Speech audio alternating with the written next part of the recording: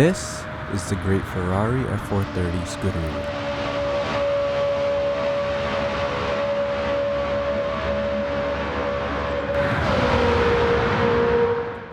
We've got some pretty special cars as part of Gran Turismo's 1.49 update, but as an early 90s kid, besides the Enzo, this has to be the most memorable Ferrari of my childhood. With 20 more horsepower pushing it over 500 and weighing 220 pounds less, this is a F430 turned up a notch in every way except for comfort. Doesn't even have floor mats or radio. But at least at the heart of it all is a 4.3 liter naturally aspirated V8 that sings to 8500 RPM, as you may have heard at the start of the video. But enough with the brochure, how does it drive? On track, you really do notice that this is not an ordinary road car.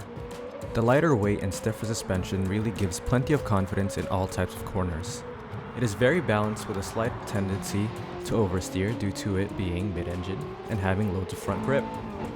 And even though it's 17 years old, the car still feels quick in today's standard, also thanks to its seemingly short gearing, so you can really get the power down in every circumstance so long as you are in the right gear. Which brings us to probably the only downside to this car, which is the transmission. Even though it's named the F1 transmission, it is far from it. Ferrari stated that this was their quickest transmission at the time, even beating the Enzo, but unfortunately it does show its age. While it does shift quickly, the transmission feels a bit unresponsive in upshifts, specifically in corner exits where you may have downshifted for more rotation but want to upshift for a better exit.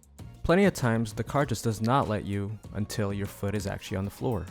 And since you are stuck in the lower gear, you try to give it more throttle for it to allow you to upshift, only to put too much power down and lose the rears. However, the simple solution is to only downshift to the gear you expect to exit in. Fortunately, this does not hinder the rotation of the car as it has loads of mechanical grip, but it is something you always need to keep in mind when driving the Scuderia.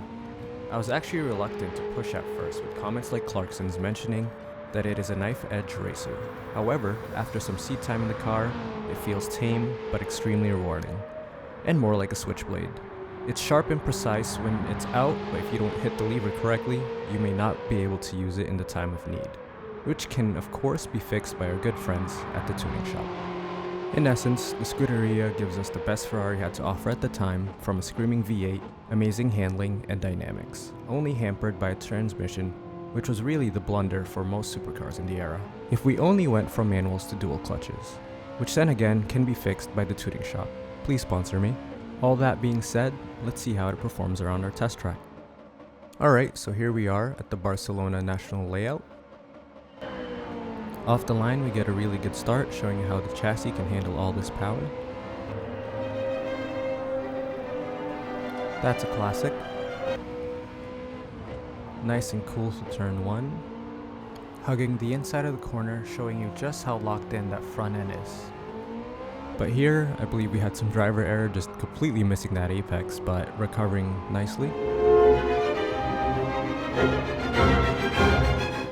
Really composed through Campsa, showing you just how much grip there is, and downforce keeping the car glued to the ground. Going all the way up to 5th gear here before braking zone at the 150 mark. Braking at full power, which is another strength of this car, keeping that inside line, smooth on power in the exit. This corner here, you really see the downside of the transmission, where I accidentally shift down to 2nd for more rotation, but I should have held down to 3rd to have a smoother exit. Same thing here. In the chicane, you do need to make sure that you are on 3rd, since you're redlining on exit, but I did get lucky here. Home stretch, really stable on that high-speed corner. Up to 5th, and across the line at 121.295. This puts the Scuderia 2nd on our short but growing leaderboard, right behind the Ford GT and ahead of the Porsche Cayman GT4. Like and subscribe if you made it this far, and comment down below what you'd like me to review next. And see you in the next video.